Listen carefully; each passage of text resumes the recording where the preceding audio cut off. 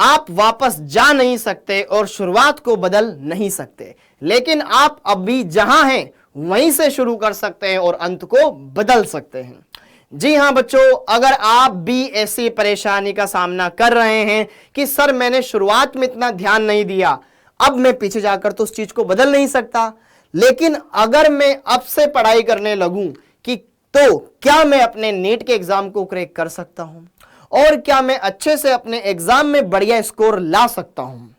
तो इसी के बारे में बच्चों आज मैं आपको बताने आया हूं कि आप यार उन चुनिंदा चैप्टर्स को पढ़ लो, उन चुनिंदा टॉपिक्स को पढ़ लो जो कि बहुत इंपॉर्टेंट है, तो आप अच्छे से अपने एग्जाम को क्रैक कर सकते हो और जो आपका सपना है डॉक्टर बनने का उसको पूरा कर सकते हो। तो आज मैं यहां पर चैप्टर के अंदर वो सब टॉपिक बताने वाला हूं जिनके प्रश्न हर साल आते हैं बेटा। बहुत इंपॉर्टेंट टॉपिक्स हैं जो कि हर साल पूछे जाते हैं, उनके बारे में आज मैं आपको बताने आया हूं। बहुत इंपॉर्टेंट, बहुत ही खास। सबसे पहले अगर हम बात करें, यहां पर पहला चैप्टर है अपना मोल कॉन्सेप्ट के बारे में अगर हम बात करें तो इसमें सबसे इंपॉर्टेंट है आपका रस समीकरण मिति वाला पार्ट। रस समीकरण मिति वाला पार्ट आप जरूर पढ़ के जाइए बेटा जी, इसके बिना आप इसको क्रैक नहीं कर सकते हो, आपको रस समीकरण मिति आना चाहिए। दूसरा, परमाणु की संरचना, यह चैप्टर ऐसा है जिससे भी हर साल क्वेश्चन आया हुआ है और बहुत ही सिंपल क्वेश्चन आया हुआ है, क्योंकि क्वेश्चन ज्यादातर इससे पूछा जाता है क्वांटम संख्याओं से। क्वांटम संख्याएं आपको अच्छे से आनी चाहिए, बाकी चीजें तो आपको पढ़नी ही पढ़नी है, परंतु ये आपको विशेष रूप से पढ़नी है। अगली बात, अगला चैप्टर है आपका परमाणु, इसके बाद तत्वों का वर्गीकरण। अगला चैप्टर है आपके पास तत्वों का वर्गीकरण। इन पर आपको स्पेशल गौर करना है। इसमें आपको पढ़ने आवर्ती गुणों के अंदर अगर हम बात करें, जैसे कि परमाणु आकार, आयनन ऊर्जा, इलेक्ट्रॉन बंधुता, विद्युत ऋणता, ये वाला पोर्शन आपको इसमें से निपटाना है। अगला चैप्टर हम बात करें यहां पर केमिकल बॉन्डिंग के अंदर आपको क्या करना है? केमिकल बॉन्डिंग में आपको वीबीटी अच्छे से करना है, आपको एमओटी अच्छे से करना है।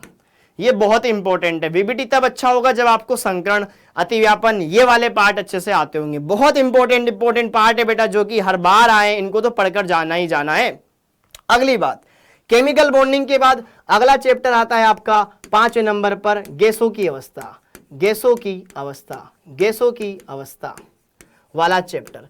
गैसों की अवस्था वाले चैप्टर में आप गैस के नियम पढ़ के जाएं और इसके अंदर जो आपके पास समीकरण है, वास्तविक गैसों की समीकरण, उससे संबंधित बहुत बार क्वेश्चंस पूछे गए हैं बेटा, वो तो आपको करने ही है।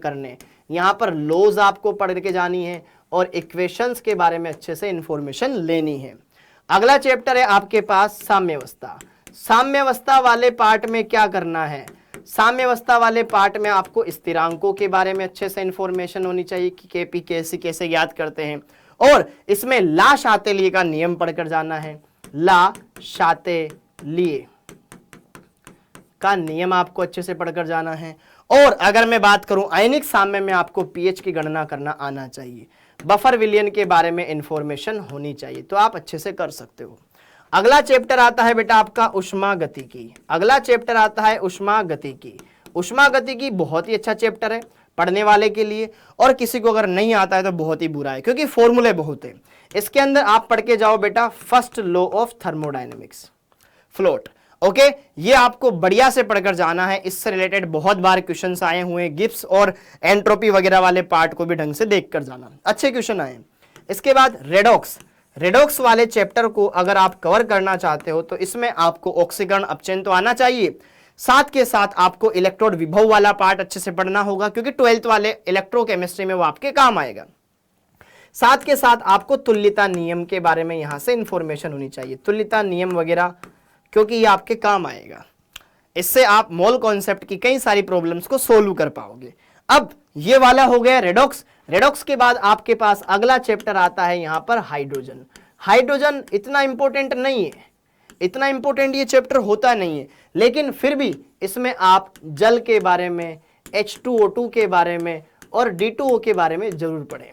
काफी अच्छी बातें इनमें दे रखी है, ये पढ़िए। इसके बाद एस ब्लॉक से ज्यादातर क्वेश्चंस पूछे गए बेटा गुणों के ऊपर कि तत्वों के सामान्य गुण क्या है, तत्वों के सामान्य गुण क्या है, किसके कितने कितने गुण होते हैं, बॉडी के अंदर कितनी कितनी मात्रा किसकी पाई जाती है, और उनके उपयोग कि भाई इसमें जो यौगिक दे रखे हैं उनके उपयोग कहाँ कहाँ किए जाते हैं, वो आपको पढ़ना है। उसके बाद पी ब्लॉक क्लास 11th का, अगर हम पी ब्लॉक की बात करें तो पी ब्लॉक में से कौन से टॉपिक है जिनको अगर मैं ध्यान से देखूं तो मेरा काम हो जाए, तो यार अगर 11th के अंदर है तो बोरोन को अच्छे से देख ले, 11th वाले पोर्शन में बोरोन को अच्छे से देख ले। बोरोन के अंदर एक खास यौगिक है बेटा B2H6, इसको अच्छे से निपटा ले। डाइबोरेन से संबंधित बहुत सारे अच्छे अच्छे क्वेश्चंस पूछे गए हैं जो आपको आने चाहिए, बोरेक्स के बारे में इंफॉर्मेशन होनी चाहिए, ओके। और उसके बाद अगर हम बात करें कार्बन परिवार के अंदर तो कार्बन के अपर रूप देख लो, सिलिकॉन के अंदर सिलिकेट वगैरह देख लो, उनसे बढ़िया बढ़िया क्वेश्चंस आते हैं, ओके, तो इन पर ध्यान देना। हाँ जी, इसके बाद आता है बेटा जी आपके पास ऑर्गेनिक, ऑर्गेनिक के अंदर IUPAC तो यार आपको आनी चाहिए, बेसिक इंफॉर्मेशन यहां से मिलेगी। IUPAC के बाद आपको अगर हम बात करें समावयवता, समावयवता में संरचनात्मक समावयवता बहुत आसान है, ठीक है, उसके आप क्वेश्चंस लगाओ, लेकिन साथ के साथ आप त्रिविम समावयवता पर विशेष ध्यान दें। त्रिविम समावयवता one of the most important, यहां से बढ़िया बढ़िया क्वेश्चंस बनते हैं। और साथ के साथ GOC, यह पूरा एक चैप्टर के अंदर दिया गया है आपको कक्षा 11वीं के अंदर, कार्बनिक रसायन, कुछ आधारभूत सिद्धांत इनमें दिखेंगे, और जो तकनीकें हैं वो आप अलग से पढ़िए, ठीक है, प्रैक्टिकल ऑर्गेनिक केमिस्ट्री के लिए। तो ये चीजें आप अच्छे से पढ़कर जाओ। त्रिविम समावयवता, GOC में आयनों का स्थायित्व देखना आना चाहिए, अम्लीय सामर्थ्य, क्षारीय सामर्थ्य देखनी आनी चाहिए, नाभिक स्नेहिता देखना आना चाहिए, तो आप अच्छे से क्वेश्चंस लगा लोगे। इसके बहुत सिंपल सिंपल प्रश्न आते हैं। अब इसके बाद अगला चैप्टर है आपका हाइड्रोकार्बन, अगला चैप्टर है हाइड्रोकार्बन। हाइड्रोकार्बन, यार हाइड्रोकार्बन चैप्टर में आप क्या पढ़ोगे स्पेशली? हाइड्रोकार्बन चैप्टर में आपको एल्केन के बारे में तो पता ही है, एल्कीन, एल्काइन, बेंजीन ये सब आती है, लेकिन सबसे इंपॉर्टेंट है इसमें एल्कीन, क्योंकि एल्कीन की बहुत सारी रिएक्शंस है जो कि आपके 12th में और सीधे एग्जाम में आती है। बहुत अच्छी अच्छी रिएक्शंस इसमें दे रखी है, वो आपको अच्छे से आनी चाहिए, तो आपको कहीं प्रॉब्लम नहीं आएगी। इसके बाद लास्ट चैप्टर है एनवायरमेंटल केमिस्ट्री, एनवायरमेंटल केमिस्ट्री, पर्यावरणीय रसायन। पर्यावरणीय रसायन में आपको आना चाहिए BOD, जल प्रदूषण के बारे में, BOD के बारे में, ठीक है, फोटोकेमिकल स्मोग है उसके बारे में आपको इंफॉर्मेशन होनी चाहिए, बस यही आता है इसमें। अगला, ये तो क्लास 11। अब क्लास 12th के बारे में अगर हम बात करें तो ठोस अवस्था, सॉलिड स्टेट आपका पहला चैप्टर है। ठोस अवस्था में आपको फॉर्मूले, सूत्र, जो आपको फॉर्मूले दे रखे ना BCC के, FCC के, इनके फॉर्मूले वगैरह बारे में पता होना चाहिए, और दोषों के बारे में पता होना चाहिए, बस काम खत्म। ये बहुत बार पूछा गया है। इसके बाद अगला चैप्टर आता है आपके पास विलियन। विलियन, इस विलियन वाले चैप्टर में आपको सांद्रताएं तो अच्छे से आनी चाहिए, क्योंकि मोल आएगा तो फिर सांद्रताओं के बारे में इंफॉर्मेशन होनी चाहिए। राउल्ट का नियम ये आना चाहिए, ओके, और राउल्ट का नियम और इसके साथ साथ आपको कोलिगेटिव प्रॉपर्टीज आनी चाहिए, मतलब अणुसंख्यक गुणधर्मों के बारे में इंफॉर्मेशन होनी चाहिए। अगला है इलेक्ट्रोकेमिस्ट्री।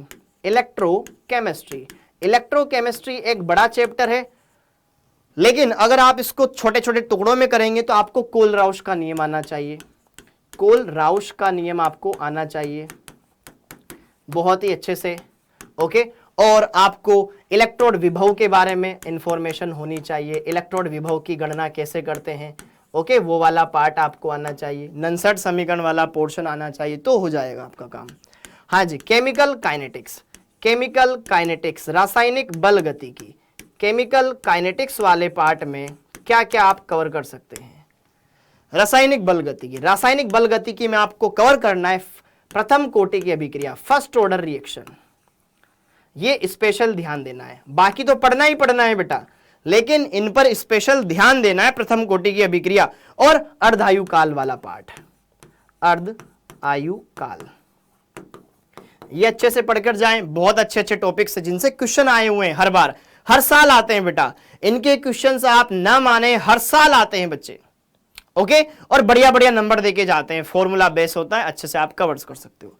हाँ जी, इसके बाद अगर हम बात करें यहां पर अगला पृष्ठ रसायन। पृष्ठ रसायन एक थ्योरेटिकल चैप्टर है, इसमें आप अधिशोषण वाला पार्ट पढ़े और कोलाइड विलियन वाला पार्ट पढ़े, अधिशोषण और कोलाइडी विलियन वाला पार्ट पढ़कर जाएं, अच्छे से इसको निपटा सकते हो, ठीक है, इन पर ही क्वेश्चंस बनते हैं, ज्यादा और नहीं बनते इसमें।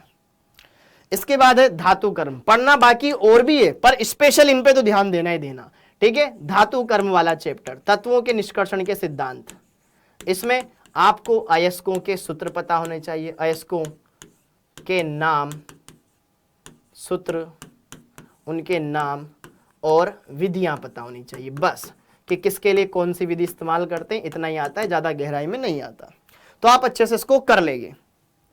अगली बात है बच्चों, इसके बाद P block class 12th, P block 12th, इसमें सबसे इंपॉर्टेंट है संरचनाएं, अणुओं की संरचनाएं, जो भी यौगिक दे रखा है, अणु दे रखा है, उनकी संरचनाएं आपको आनी चाहिए, क्योंकि अगर ये संरचनाएं आ गई तो आप संकरण निकाल लोगे, कितने सिग्मा बंध, कितने पाई बंध, कितने यहाँ पर कौन से बंध है, सब बातें देख सकते हो। बहुत इंपॉर्टेंट टॉपिक है ये, तो आपको आना ही चाहिए एनी हाउ। ओके जी, अगर किसी ने नहीं पढ़ा है तो एनसीईआरटी फॉलो करो फिर, और आप यूट्यूब पर रेगुलर बने रहे बेटा, आपके लिए बहुत सारे वीडियोस है जो उसमें है, हर एक चीज को आप अच्छे से देख सकते हो। पी ब्लॉक, पी ब्लॉक के बाद आता है बेटा D and F block, D and F block, इसमें आपको देखने सामान्य गुण, डी एंड एफ ब्लॉक के तत्वों के सामान्य गुण, कभी कभी सीधे सामान्य गुणों से क्वेश्चन आए हुए हैं, आराम से आप लगा सकते हो, अच्छे से कर सकते हो। K2Cr2O7 KMnO4 के बारे में एक प्रश्न आया हुआ है, आप सामान्य गुणों को देखिए, ऑक्सीकरण अवस्थाओं से संबंधित किसकी ऑक्सीकरण अवस्था ज्यादा स्थायी होती, किसकी कम स्थायी होती, इन पर प्रश्न पूछा गया है, तो आप अच्छे से कर लो। इसके बाद आता है आपका कोऑर्डिनेशन कंपाउंड, उप सहसंयोजक यौगिक, उप सहसंयोजक यौगिक, कोऑर्डिनेशन कंपाउंड, ये चैप्टर भी बहुत ही अच्छा है। इसमें आपको वीबीटी अच्छे से आना चाहिए प्लस सीएफटी आना चाहिए, क्योंकि वीबीटी और सीएफटी आता है इसका मतलब आपको लिगेंडों के बारे में बढ़िया इंफॉर्मेशन है, उनकी संरचनाओं के बारे में बढ़िया इंफॉर्मेशन है, तो कोई दिक्कत नहीं आएगी। ये दो टॉपिक तो आपको करना ही करना है इस चैप्टर के, इन पे तो स्पेशली ध्यान देना ही देना। अब इसके बाद अगर हम बात करें ऑर्गेनिक के बारे में, अगर हम बात करें organic chemistry class 12th organic, 12th organic, हाँ जी 12th ऑर्गेनिक में हेलो एल्केन, अगर हम बात करें हेलो एल्केन, तो यार हेलो एल्केन से आपको ध्यान रखना है, एक तो प्रतिस्थापन अभिक्रियाएं SN1 SN2 प्रतिस्थापन प्लस विलोपन अभिक्रिया E1 E2 वाला पार्ट, ये अच्छे से पढ़ के जाना बेटा, यही आता है इसमें, ज्यादा प्यार नहीं है एग्जामिनर को इसमें। अब जरा देखो ध्यान से, अगला चैप्टर है alcohol phenol ether, alcohol phenol ether, इसमें सबसे इंपॉर्टेंट पार्ट है आपका फिनोल, ये फिनोल वाला पार्ट आपको ढंग से पढ़ना है। इसके बारे में कौन कौन से परीक्षण होते हैं, परीक्षणों के बारे में पढ़ना है, नेम रिएक्शंस इसमें दे रखी है वो आती है अच्छे से एरोमेटिक कंपाउंड्स के अंदर। हाँ जी, अगला चैप्टर है आपके पास aldehyde ketone carboxylic acid, aldehyde ketone और carboxylic acid, carboxylic acid, carboxylic अम्ल, ठीक है, एल्डिहाइड कीटोन और कार्बोक्सिलिक अम्ल। इसमें आपको ध्यान देना है बेटा एल्डोल अभिक्रिया पर, एल्डोल हो गया, केनिजारो हो गया, ये बहुत ही इंपॉर्टेंट अभिक्रिया होती है, एल्डोल हो गया, केनिजारो हो गया, हेलोफोम हो गया, हेलोफोम अभिक्रिया हो गई, परीक्षण हो गए, ये परीक्षण तो आपको अच्छे से पढ़कर जाने, इनमें बहुत अच्छे से इनके ऊपर क्वेश्चन आते हैं। अगला आपके पास एमीन वाला चैप्टर है, एमीन वाले चैप्टर में नेम रिएक्शंस बहुत इंपॉर्टेंट है बेटा, होफमैन ब्रोमीमाइड अभिक्रिया और परीक्षण, एमिनो के परीक्षण के ऊपर प्रश्न आया हुआ है। बस जैव अणु, जैव अणु, जैव अणु में आप कार्बोहाइड्रेट वाला पोर्शन ढंग से पढ़कर जाएं, इसी से क्वेश्चंस आते हैं बेटा, कार्बोहाइड्रेट ये करें और एमिनो अम्ल वाला पार्ट कर लें, एमिनो अम्ल वाला पोर्शन देखें, यहां से क्वेश्चंस आए हुए, ठीक है, ज्यादातर क्वेश्चन यहां से आए, पढ़ना सब कुछ है लेकिन स्पेशल ध्यान देना। बहुलक, बहुलक में बहुलकों के एकलकों के बारे में, एकलक एवं संरचनाएं ये आपको आनी चाहिए, एवं उपयोग, बहुलकों के उपयोग, के उपयोग ये आपको आना चाहिए, कोई दिक्कत नहीं आएगी। और लास्ट चैप्टर है बेटा दैनिक जीवन में रसायन, दैनिक जीवन में रसायन, दैनिक जीवन में रसायन, यह चैप्टर बहुत ही बकवास है, क्योंकि इसमें सारी चीजें रटने वाली होती है। तो दवाइयों के नाम और उनको किसके उपचार में इस्तेमाल किया जाता है वो आपको पढ़ना है। ये एग्जाम से एक दो बार पहले अच्छे से पढ़ ले ताकि आप लास्ट टाइम पर भूलने की बीमारी से दूर रहें, क्योंकि ये चैप्टर थ्योरेटिकल है, भूल सकते हो चांस है, तो आप इस चीज से बचें। तो उसके लिए सबसे बेहतर है आप अच्छे से इनको पढ़ाई करें। तो उम्मीद है यार ये सारी चीजें जो मैंने आपको बताई है अच्छे समझ में आई है। तो अगर कोई बच्चा अब भी इन चीजों को पढ़ना चाहता है कि सर अगर अब मैं पढ़ाई करूं तो क्या मैं इनको कवर कर सकता हूं, अच्छे से पढ़ सकते हो। और हर एक चैप्टर के बारे में आपको अपने YouTube चैनल डाउटनट नीट पर मिल जाएगी इंफॉर्मेशन।